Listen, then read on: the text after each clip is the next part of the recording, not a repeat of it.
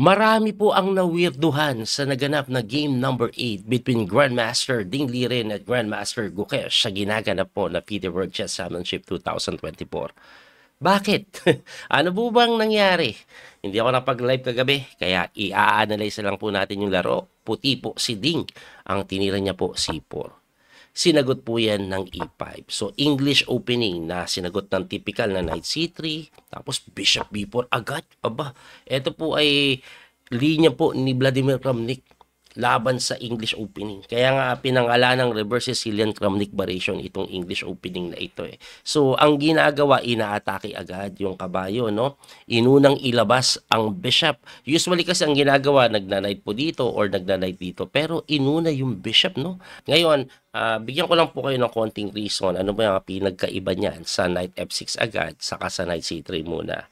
Ang malaking pinagkaiba po nila, pag inuna mo kasi yung bishop, kasi yung bishop pumupunta po talaga yan dyan eh, sa English opening na ganito eh. Ngayon, since na-delayed yung Knight, pwede ka mag F5 later on, tapos Knight F6, parang Grand Prix na reverse sa Sicilian.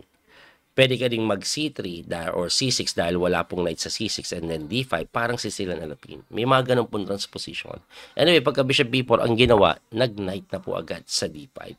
Pagka knight D5, tumakbo yung bishop sa E7. Yan, typical po yan. And then, nag-knight F3, develop lang. Pagka develop, inaatake yung pawn, dinipensahan ng D6. Pagkatira po ng D6, nag-G3 lang si Ding Liren dito na sinagot ng C6. Ayun. Sinipa yung kabayo na napilitan, capture lang po yan, kinapture ng kabayo, bishop G2, lahat po yan typical na development na. At ang ginawa po dito before, nag-castling.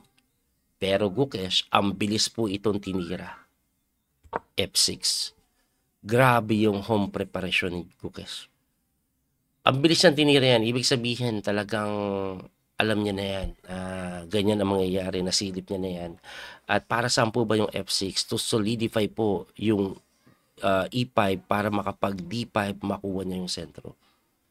Yan po. Novelty na po yan First time po nagamit sa laro. Anyway, sinagot po yan ni Ding ng castling. Kung mapapansin nyo yung oras ni Ding, ang laki ng binaba. 1 hour and 38 na lang siya. Samantalang si Gukesh, 1 hour and 58 pa.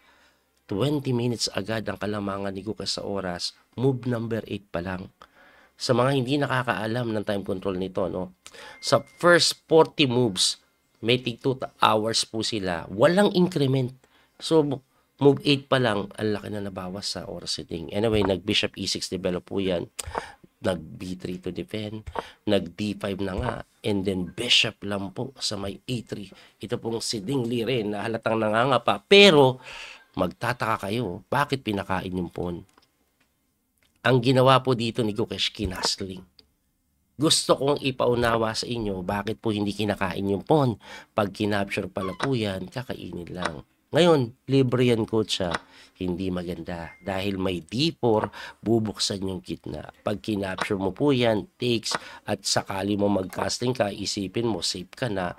May mga malulupit na idea dito May mga idea Queen B1. Hanip na yan, no? Binibigay lang po ito, no? Pag kinapture mo to, may capture doon. Tapos pag gumalaw tore, may capture doon. Ayan, no? Medyo nakahang yung mga pyesa. May ganyan mangyayari. Ngayon, ang tanong, depensahan lang natin.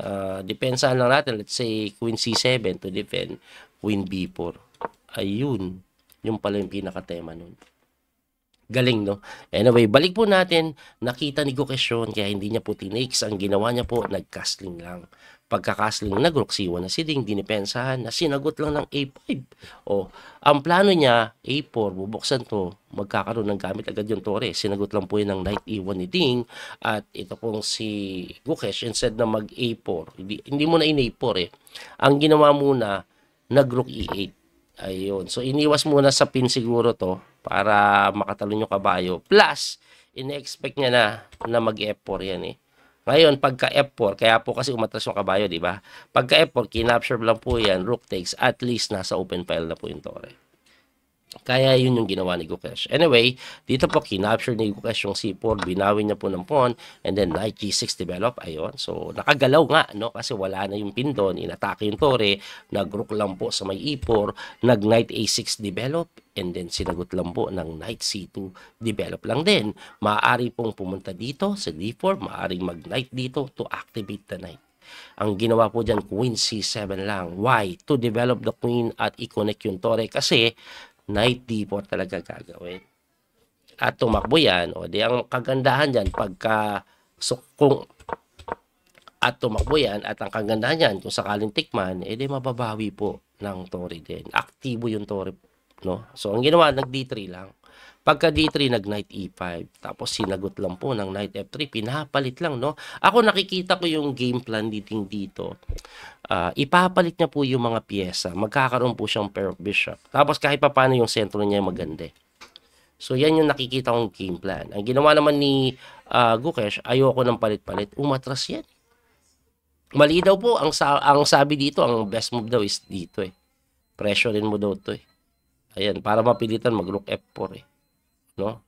Anyway, ang ginawa is nag-knight D7, kinapture, rook takes, and then nag-rook lang po sa may B1 na mali. Para saan ba ang rook B1?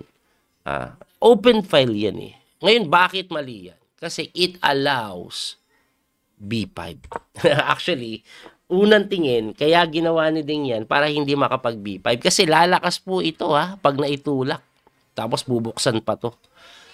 Kaso, pagka rook B1, pwede pa rin pala mag B5. Kasi pagka takes dyan, meron palang queen B6 eh. Kala mo libre yung pawn sa B5 Pagka king move sa kinain, at ang ending, slightly better na daw po si Gukesh. So, nasa move 24 pa lang sila. 16 minutes na lang si Ding. Tagilid na naman sa oras. Meron pa po siyang nalalabing 26 moves para umabot sa increment. So pagka-capture po, nag-bishop lang po yan sa may B2 na ang weird na naman. Bakit? Binigay po yung pawn eh. Siyempre kinain. Di one pawn down, tagilid skina. Pero planado pala yan Ding. Kasi meron siyang bishop D4. Ayun. Anong meron sa bishop D4? Di inatake yung reyna. Ang tanong, di itakbo mo. Saan pa pwede takbo? Example, takbo ka lang dito. Ayan. Para depensado pa rin. Magkakaroon po ng rook A1. Pag tumakbo yung bishop, bagsak to.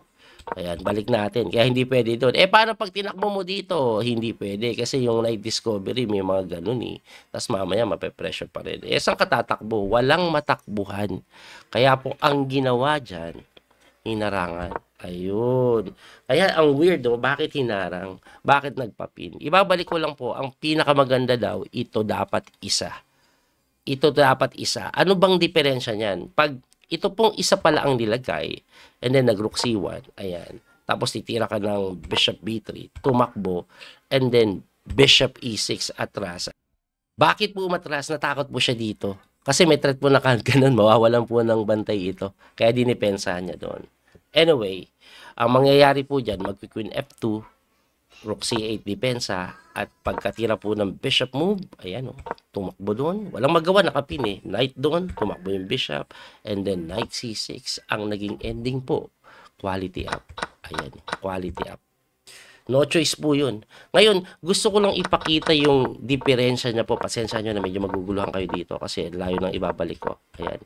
Ang malaking diferensya po nito, okay? Kasi kahit mag-rook FC1 ka ngayon, so ang gagawin lang daw po dyan, bishop D5.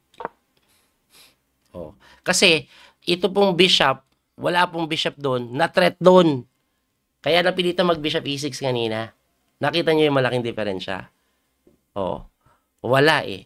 Walang ganun. Kasi kung yan ang ginawa niya ngayon, tapos gumanon, ganyan. Tapos let's say instead of bishop E6, ilagay po natin sa bishop D5. Ang gagawin po queen F2 eh. Tapos pagka rook C1 mo, merong bishop H3. Nakita niyo yung big difference?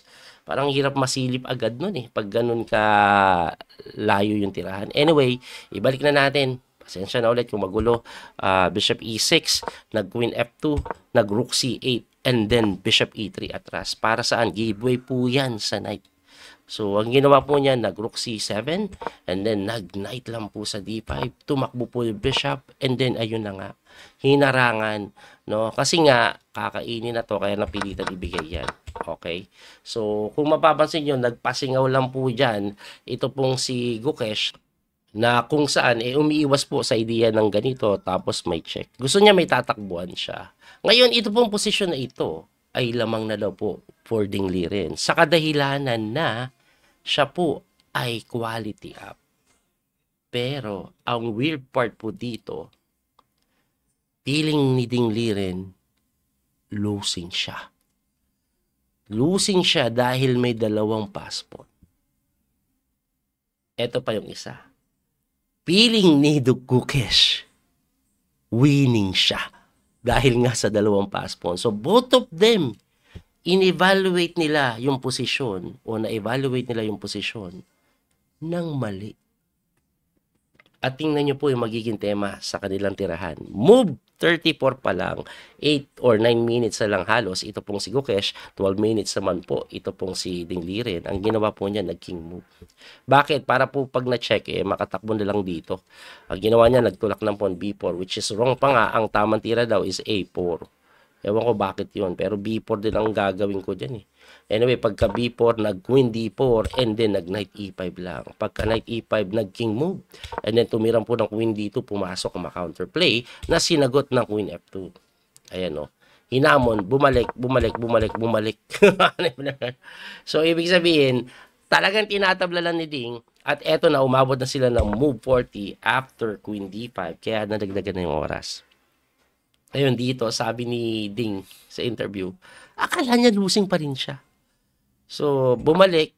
Eto naman si Ding, akala niya winning siya. Kaya pumunta doon. So, pagkatira niya dyan, humarang, tapos nag-Queen E6, akala niya winning pa rin siya. No? So, dito po, lamang ang puti, ang gagawin daw ito. Pero si Ding na thinking, losing siya, umangat, kinapsyo. Sabi niya, kainin ko na to. Halos matabla na pag ganyan. Kasi equal ng pawn, pero quality up siya. Ang problema niya yung king niya hindi set. Tapos may pass pawn. Pagka B3, pass pawn. No? So, nag-rook C1 yan. And then, nag-queen lang doon. Pinipin po yung bishop. Queen B4. And then, nag-queen G2. Ang mga idea po niyan, capture dito, pwede dito. Lakas ng bishop, defending that. So, sabi ni Ding, ayoko na pilitin. Nag-win na lang po sa E4. Ayan. Though equal naman na kasi talaga. So, pinalit-palit. And then, pagkatulak, gumanon.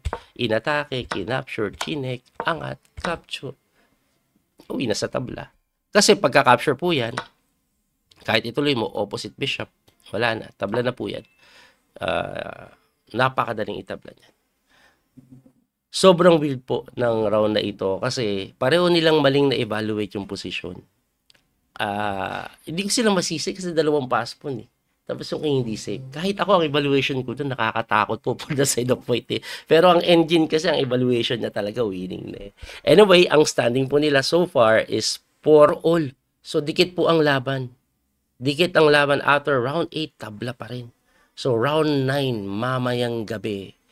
Hindi ko sure kung makakapag-live ako. Paggabi dapat magla-live ako, kaya lang meron pa ng event na ginagawa sa park dito. Gustong pumunta ng mga anak ko, ginabi kami. Hindi ako nakapag-live. Ngayon, eto naman, pupunta po ako sa Asian School na kung saan may mga Pinoy nakasali. Bibisita ako ngayong araw. Kung maaga ako makauwi, ayos, makapag-live tayo. Abangan na lang po ninyo. Muli, ito po yung Coach Pini Master, Daniel Causo. Hanggang sa muling pagkikita. Maraming salamat sa suporta. God bless po mga kapya. Don't forget to like and share, follow, and subscribe. Bye-bye! That little mouse, 'cause I'm an albatross.